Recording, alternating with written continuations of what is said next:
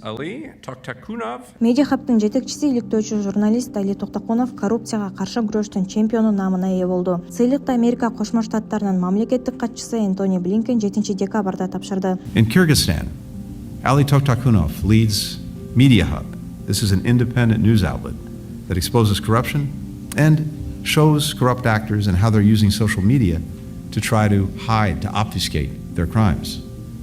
A key part of МедиаХаб's efforts is building greater digital literacy among young people, something that they're doing by holding workshops across the country's universities so that individuals are better prepared, better equipped to detect and call out online disinformation. АКШнын мамлекеттик департаменти дүйнө жүзү боюнча коррупцияны алдын алып ачыкка чыгарууда, жанага каршы күрөшүүдө лидерлик, кайраттуулук жана жыйынтык көрсөткөн 11 адамды сыйлады. Бул сыйлык 2021 жылы берилип баштаган. Бүгүнкү күнгө чейин бул наам 32 адамга өз өлкөлөрүндөгү коррупцияны аныктаганы үчүн тапшырылган.